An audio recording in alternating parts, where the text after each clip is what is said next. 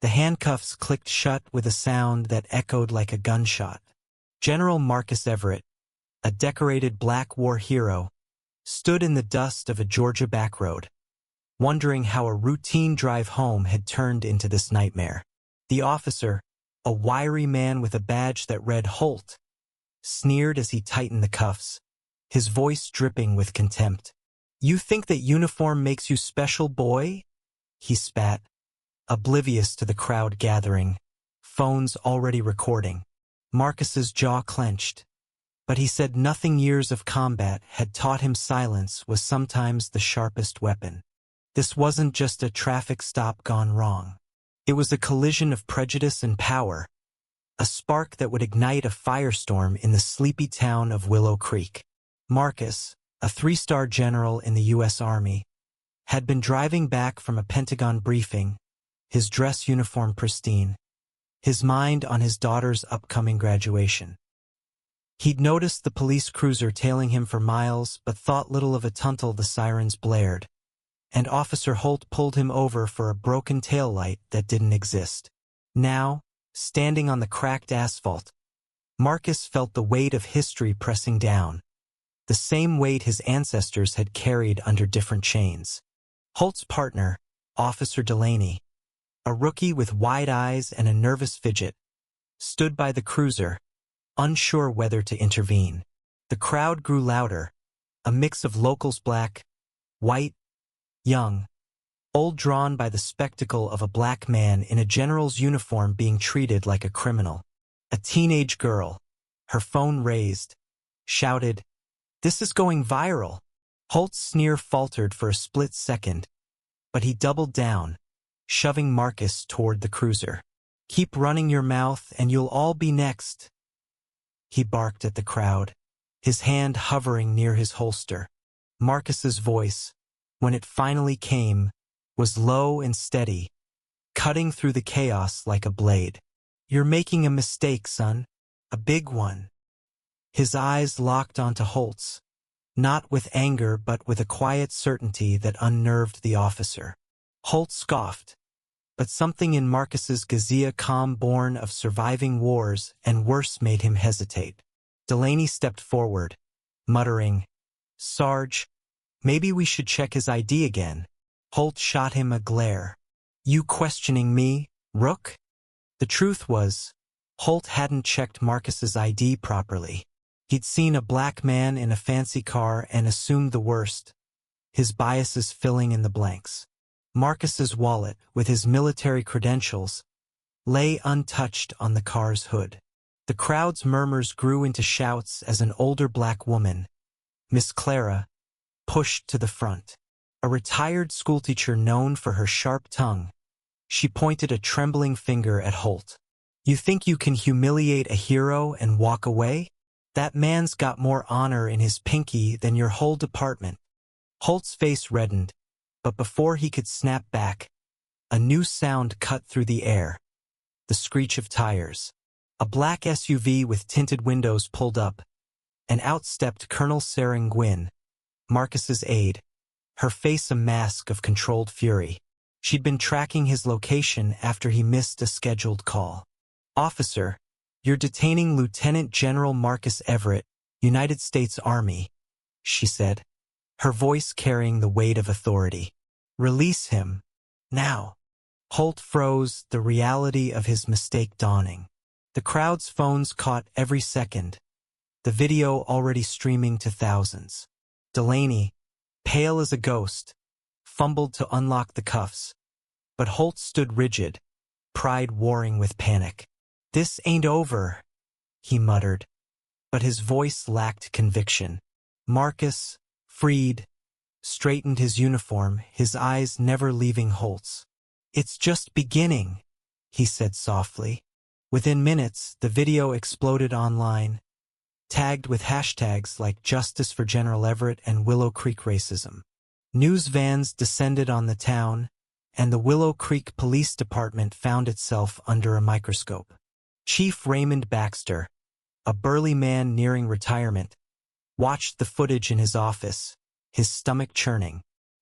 He'd known Holt was a hothead but hadn't reined him in, assuming small-town politics would shield them. Now, with the Pentagon calling and protesters gathering outside, Baxter realized his department was on the brink of collapse. Marcus, meanwhile, sat in a diner across town, sipping coffee with Sarah. She urged him to press charges, but he shook his head. "This isn't about one cop," he said. "It's about a system that lets this happen." His mind flashed to his daughter, Aisha, who'd faced the same world he did. He'd fought wars abroad to protect freedom, only to be shackled at home for the color of his skin. The irony wasn't lost on him. Back at the station, Holt was suspended, but the damage was done. The video sparked investigations into the department's history of racial profiling, uncovering a pattern of abuse that shocked even jaded locals. Delaney, racked with guilt, leaked internal emails showing Baxter had ignored complaints about Holt for years. The rookie's betrayal, born of a flicker of conscience, turned the scandal into a reckoning. As night fell, Marcus addressed the growing crowd outside the station, his voice amplified by a megaphone. "I didn't serve this country to be treated like an enemy," he said, "but I won't let hate win. We fight it with truth, with courage, with unity." The crowd roared, a mix of anger and hope. Miss Clara, tears in her eyes, gripped his hand. "You're our general now," she whispered. The fallout spread like wildfire. Baxter resigned under pressure, and the state launched a task force to reform policing. Holt faced criminal charges, his career in ruins. But for Marcus, the real battle was just starting. He knew one incident wouldn't dismantle centuries of prejudice, but it could be a spark. Aisha, watching her father on the news, felt a surge of pride and resolve. She'd inherit his fight, and she'd be ready. The town of Willow Creek would never be the same. Neither would Marcus. As he drove home that night, the stars above seemed brighter, a reminder that even in the darkest moments, light could break through. The road ahead was long, but he'd walk it, head high, for Aisha, for his people, for a country that could be better. The days following Marcus Everett's arrest were a whirlwind of chaos and reckoning for Willow Creek. The small town, once known for its quiet pecan orchards and annual fair, was now a national flashpoint. News outlets camped outside the police station, their cameras catching every protester's sign and every tense exchange.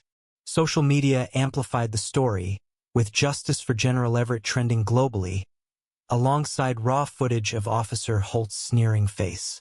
Marcus, though, remained calm, retreating to his modest home on the edge of town, where he and Aisha sorted through the flood of messages, some offering support, others spewing hate. He read each one, not out of ego but to understand the divide he'd exposed. Sarah Nguyen, ever the strategist, worked behind the scenes, coordinating with military brass and civil rights lawyers. She pushed for a federal investigation, knowing the local system couldn't be trusted to clean its own house. "This isn't just about you, Marcus," she said over coffee, her laptop open to a spreadsheet of legal contacts. "It's about every black kid pulled over for nothing, every person profiled in this town." Marcus nodded, his mind on Aisha. At 17, she was already fierce, her social media posts calling for justice sharp and unapologetic. He worried about the weight she'd carry, but her fire gave him hope. Meanwhile, the Willow Creek Police Department unraveled. Chief Baxter's resignation was only the start. The leaked emails from Officer Delaney revealed a culture of complacency, with complaints about racial profiling buried under bureaucratic excuses. One email, from Holt to a colleague, read, "If they don't like it, they can leave town." The public outcry was swift. Protesters, led by Miss Clara and a coalition of local activists, demanded a complete overhaul. They marched daily, their chants of "no justice, no peace," echoing through the town square. Businesses boarded up, fearing riots, though the protests remained peaceful barely. Holt, holed up in his apartment, refused to apologize. His union lawyers spun a narrative of a misunderstanding, but the evidence was damning. Body cam footage, reluctantly released after public pressure, showed Holt ignoring Marcus's military ID, muttering slurs under his breath. The video ended with Delaney's hesitant voice, "Sarge, maybe we should slow down." Holt's response was a curt, "Shut it, Rook." That clip alone cost him any remaining sympathy. The state attorney general charged him with false arrest and civil rights violations, a rare move that signaled the case's gravity. Delaney, the rookie, became an unlikely pivot point. At 23, he joined the force idealistically, hoping to serve his hometown. But witnessing Holt's actions and his own failure to stop them cracked something in him. After leaking the emails, he met with Marcus in secret at a church basement, arranged by Miss Clara. "I'm sorry," Delaney said, his voice breaking. "I should have done more." Marcus studied him, seeing a kid caught in a broken system. "You're doing something now," he said. "Don't stop." Delaney later testified before a grand jury, his words helping seal Holt's fate. The town itself fractured along predictable lines. Some residents, mostly white, defended Holt, claiming he was just doing his job in a tough situation. Others, including a growing number of younger white locals, joined the protests, their signs reading, "We stand with General Everett." At a heated town hall, a white farmer named Tom Hargrove stood up, his voice shaking. "I've known Marcus since we were kids. He's a better man than most of us. If we let this slide, we're all complicit." His words drew applause and jeers, exposing the rift running through Willow Creek's heart. Marcus, meanwhile, grappled with his role in the chaos. He'd never sought the spotlight, preferring the disciplined rhythm of military life. But the arrest had thrust him into a new battle, one without clear enemies or victories. He spoke at community forums, his uniform replaced by a simple suit, his words measured but piercing. "I fought for this country overseas," he told a packed auditorium. "But the fight for justice hurried home ice harder. It's not about one cop. It's about what we accept as normal." The room fell silent, even the skeptics moved by his restraint. Aisha, watching from the front row, took notes. She'd started a youth group, Justice Rising, to channel the anger of her peers into action. They organized voter registration drives, targeting young people who'd never seen a reason to care. "Dad, you're a symbol now," she told him one night, her eyes bright with purpose. "We can't waste this." Marcus smiled, but his heart ached. He wanted her to have a childhood, not a cause. Yet he knew she was right, this was bigger than them. The national spotlight brought pressure but also allies. A prominent civil rights organization sent lawyers to Willow Creek, while a retired general, a mentor of Marcus's, lobbied the Pentagon to ensure the case didn't fade. The Department of Justice opened an investigation into the police department, uncovering a history of disproportionate arrests of black residents. Data showed black drivers were 5 times more likely to be stopped than white ones, a statistic that fueled protests and editorials nationwide. Holt's trial 3 months later was a media circus. He took the stand, defiant, claiming he'd acted on instinct and denying racial bias. But the prosecution dismantled his story, playing the body cam footage and calling Delaney as a witness. The rookie's testimony was devastating, detailing Holt's pattern of targeting black drivers. When Marcus testified, he didn't speak of anger. Instead, he described the pride of serving a country that hadn't always served him back. "I'm still here," he said, looking at Holt, "and I'm still fighting." The jury, after 6 hours, found Holt guilty on all counts. The courtroom erupted, some cheering, others cursing. The verdict was a turning point, but not an end. The police department, under new leadership, implemented mandatory bias training and body cam audits. Community oversight boards, including Miss Clara and Aisha, were formed to hold the force accountable. Marcus, though, knew reform was fragile. He met with the new chief, a black woman named Lena Carter, who'd been hired amid the fallout. "We've got a long way to go," she said, her eyes tired but resolute. Marcus nodded. "I'll be here." Willow Creek began to heal slowly.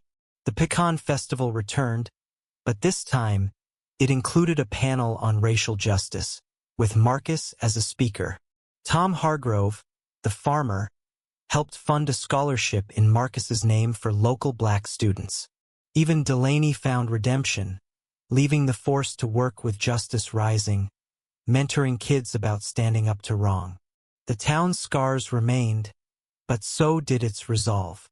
Marcus and Aisha stood together at the town square one evening, watching the sunset paint the sky gold. "You think we made a difference, Dad?"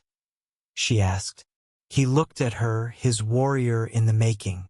"We started something," he said. "That's enough for now." The wooden signpost from that fateful day still stood nearby, its handwritten note faded but legible: "Justice or ruin, a town divided." It was a reminder of what was and what could be.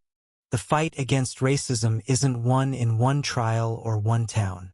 It's a battle fought daily, in choices big and small. What do you think? Where does justice begin? And how do we bridge a divided community?